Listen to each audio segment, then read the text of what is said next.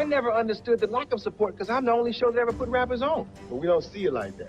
It's the way they get us like crabs in a bucket. We see one black man coming up having his own show, and we want to be on your show. We want to be on your show when we first come out. I got gay friends I've had on the show. Because you don't know them or it ain't who you want on the show, you got a problem with it. If you want to book it, get yourself a show. What happened in the interview that caused Arsenio Hall's career to crash?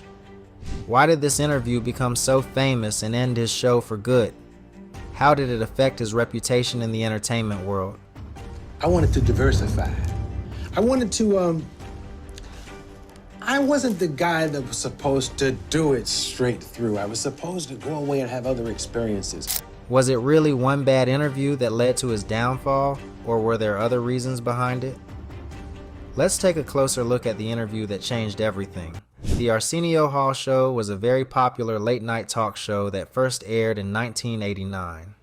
It was hosted by Arsenio Hall, a comedian and actor. The show was different from other late-night talk shows because it had a more energetic audience and a more diverse lineup of guests. Many people, especially young viewers in the black community, loved the show. Because we haven't been as supportive of you as we could have been. When I say we, I mean, the rappers and the young black. It gave a platform to many entertainers, politicians, and cultural figures who were not always welcomed on other late-night shows. However, after 5 seasons, the show was canceled in 1994. This left many fans wondering what happened.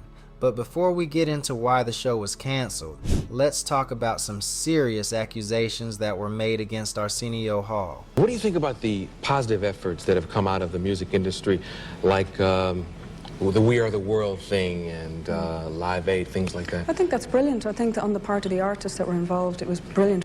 Now, in 2016, singer Sinead O'Connor made some serious accusations in a Facebook post that sparked a major legal battle. She suggested that Arsenio Hall had been involved in providing Prince with drugs. Death and the controversial remarks she made about Arsenio Hall's alleged involvement in the late singer's passing. Around the time Prince died, O'Connor wrote on Facebook that the singer was a, quote, longtime hard drug user who, quote, got his drugs over the decades from Arsenio. The original post by O'Connor was very serious. She not only claimed that Hall had given drugs to Prince over the years, but also said that Hall had spiked her with drugs at Eddie Murphy's house. O'Connor mentioned she had even reported Hall to the police, telling him that he should expect a call from them. She was trying to suggest that Hall was part of Prince's drug problem and had somehow contributed to his tragic death. These serious claims put Hall in a difficult position, and he felt that they were harmful lies that needed to be challenged. The fact that somebody's being held accountable for their social media post, it's about damn time. Yeah. You know what I mean? And so this is $5 million. Is she going to end up paying some money for this? It'll probably... This entire situation unfolded at a time when questions about Prince's death were still on people's minds. Some had always believed that Prince had lived a clean lifestyle and stayed away from drugs. But other reports and legal statements later revealed that Prince had, in fact, struggled with drug use. Just before his death, Prince had reportedly planned to meet with a doctor who specialized in addiction treatment. This information painted a different picture of the late singer and sparked further discussion about the role of drugs in his life. Arsenio Hall's response to O'Connor's post was swift and strong. He filed a lawsuit accusing O'Connor of defamation. His legal team argued that the things O'Connor had said were completely false. They stated that there was no truth in her accusations that Hall had ever supplied drugs to Prince or had been involved in any illegal activity. Hall's lawyers claimed that the things O'Connor said were harmful, fabricated, and deeply hurtful to his name. Initially, O'Connor didn't seem worried about the lawsuit. She posted a response on her own Facebook page, calling Hall's legal threats laughable. She made light of the situation, saying she was more amused than ever and looking forward to seeing how Hall would try to prove her wrong. It appeared as though she wasn't going to back down and was willing to defend the claims she had made publicly. She had no intention of apologizing at that point and continued to stand by her accusations. However, as time passed, O'Connor realized the seriousness of the situation. She decided to publicly apologize for what she had said about Hall.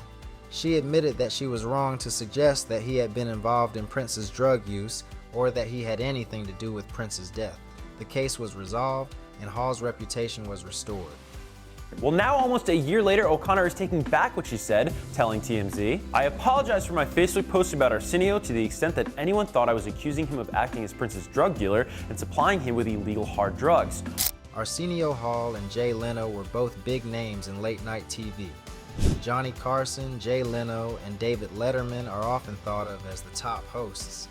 But by the early 1990s, things were changing. People started thinking that Leno might be the next big thing in late-night TV, and Arsenio Hall was also gaining attention with his own show, The Arsenio Hall Show. Tell them what we gonna do.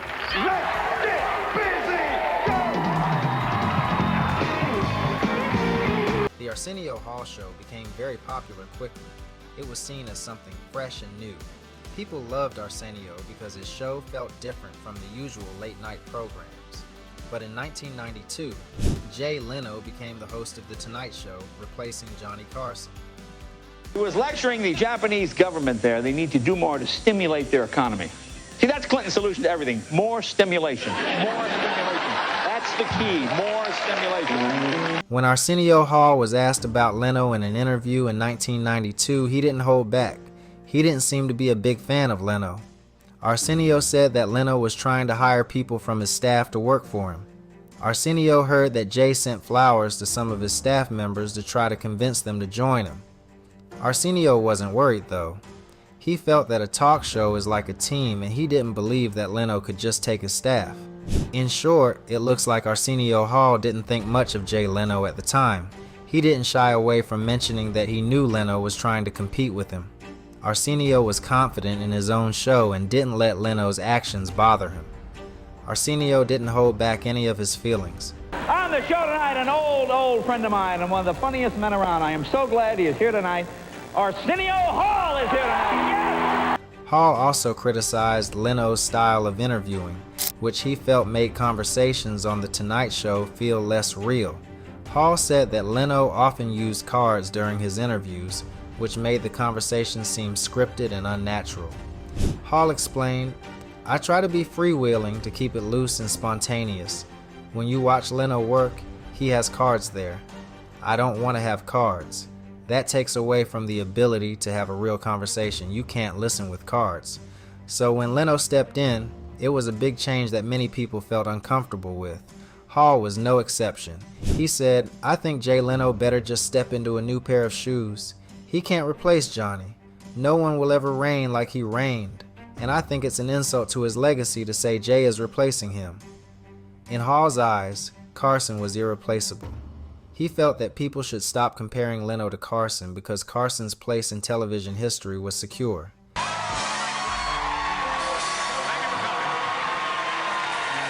They expected Hall to say something more friendly like, "Jay and I are friends," but Hall didn't give them that answer. Instead, he made it clear that he didn't see Leno as a friend at all.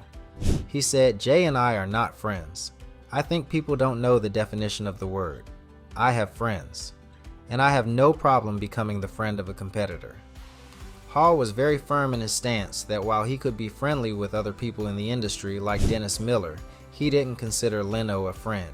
He even compared Leno's position to that of a basketball player who only made the team because his dad was the coach. He then added, "We tried to kick his ass, and that's what I'm going to do, kick Jay's ass." This statement showed that Hall was ready to compete hard against Leno. He didn't hold back and made it clear that he was in it to win. Hall ended his rant by saying that he would send Leno the flowers that Leno had sent to him. There was no one more important to the gay community in late night. Now, many people don't know that Arsenio Hall was one of the first TV hosts to support gay rights. In the 1990s, many people did not talk about LGBTQ+ issues on television, but Hall did. He invited famous gay guests like Elton John to his show. He wanted to show that everyone should be treated with respect. However, some gay rights activists still protested against him. They said he did not have enough LGBTQ+ guests on his show. We were in a climate and a time where the ignorance of the gay community about their own community was their problem. Hall did not like these accusations. He spoke out on his show saying he had always supported gay rights. He reminded people that he had invited many LGBTQ+ guests, even if some did not want to talk about their sexuality. His audience cheered for him loudly, showing their support. Hall also helped fight prejudice against HIV/AIDS. When basketball player Magic Johnson announced he had HIV, many people were scared and did not understand the disease. Hall and Johnson made a public service message to educate people about HIV/AIDS. They wanted to stop the fear and misinformation. Arsenio Hall used his show to support LGBTQ+ people and fight against discrimination. Even when people criticized him, he stood by his beliefs. You think I haven't had somebody on the show because they're gay? What's wrong with you, man? I'm black.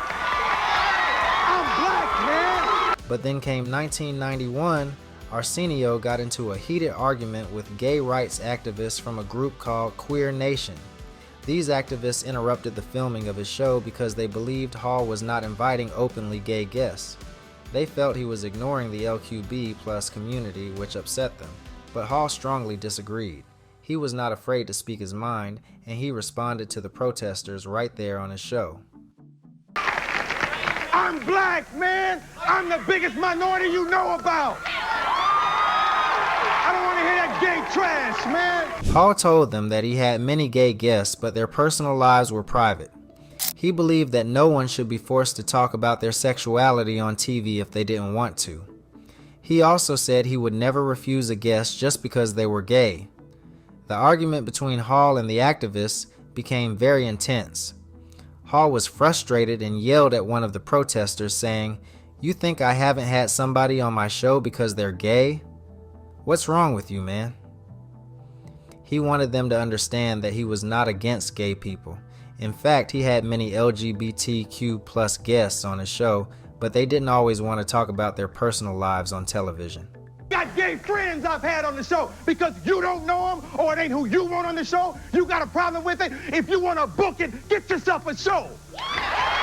Many years later, Hall spoke about this incident in an interview. He explained why it upset him so much. He said that at the time, many of his close friends were gay, but they were scared to be open about it. If they had talked about their sexuality on TV, it could have hurt their careers. Hall listed several famous people who were guests on his show but were not openly gay at the time. These included Luther Vandross, Louis Anderson, Ellen DeGeneres, and Rosie O'Donnell. Back then, they had to keep that part of their lives secret. The press would like for black people to believe that Farrakhan had something to do with the assassination of Malcolm, not because they... Arsenio Hall invited Louis Farrakhan, the leader of the Nation of Islam, to be a guest on his show. Farrakhan is a well-known figure, especially in the African American community. He speaks about black pride and self-improvement, but he has also been criticized for making comments that many people see as anti-Jewish and offensive. Some groups, like the Simon Wiesenthal Center, were not happy about Hall inviting Farrakhan. They worried that Hall, known for being a soft interviewer, would not ask tough questions. They thought Farrakhan would use the show to promote his ideas without being challenged. Despite the criticism, Hall went ahead with the interview. We were shocked at the attention that it got on the day the booking was announced, but many people pointed out that no one complained when Bill Clinton, who was running for president at the time, appeared on Hall's show. Hall never asked Clinton any hard questions either. People also didn't make a fuss when David Letterman, another talk show host, joked around with Vice President Al Gore on TV. Even President Clinton was chatting casually on another show. This made some wonder if the complaints about Farrakhan were fair or if they were being unfairly selective. You were here recently. I didn't get to meet you. You went to my church. I sure did. Met your pastor. He's a wonderful man. He is. He has guided me well. On the night of the interview, it became clear that Hall was not going to challenge Farrakhan. Instead, Hall was friendly and let Farrakhan speak without interruption. Farrakhan, a skilled speaker, used the opportunity to explain his views in a way that made him look good. At one point, Hall even said, "Wow," as if he was impressed. Instead of being a tough interview, it felt more like a celebration of Farrakhan. This was exactly what many people had worried about. One of the biggest controversies surrounding Farrakhan at the time was his handling of an aide named Khalid Abdul Muhammad.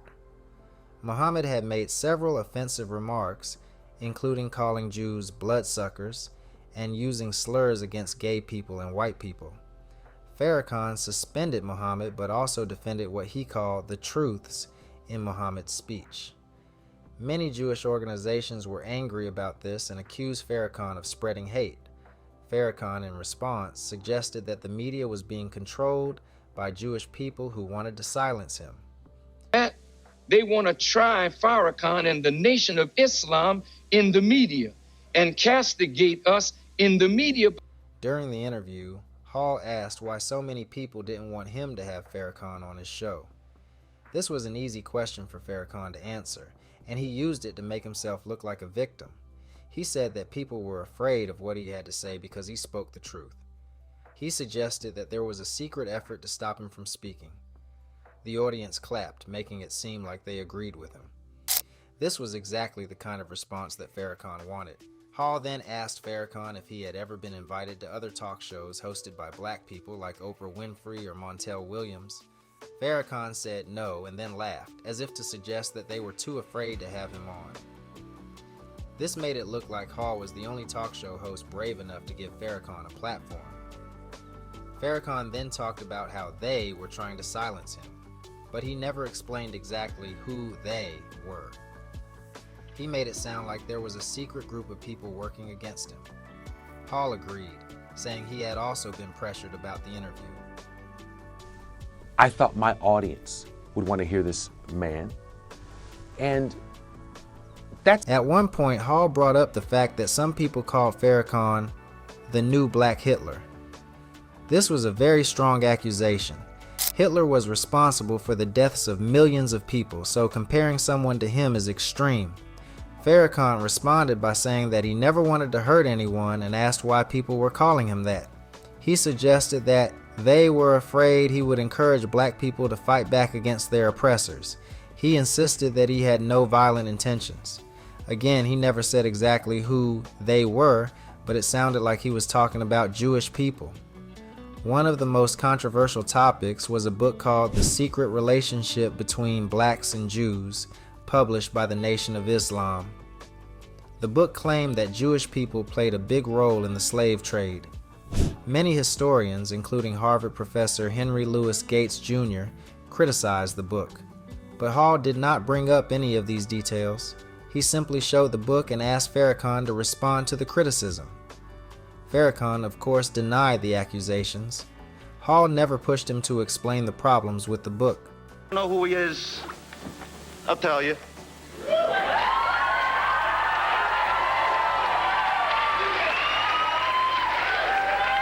Arsenio Hall invited comedian Andrew Dice Clay to his talk show. Clay was known for his rude jokes, especially about women.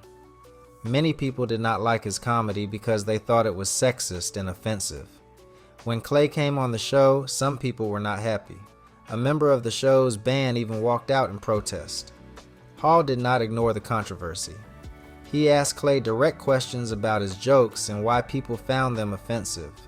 Clay, however, did not seem to care about the criticism. He told the audience that his comedy was just his way of expressing himself. At one point, he even became emotional, saying that his act was not meant to hurt anyone but was simply part of who he was. Clay was there to promote his new movie, The Adventures of Ford Fairlane. But instead of just talking about the film, he had to defend himself in his style of comedy.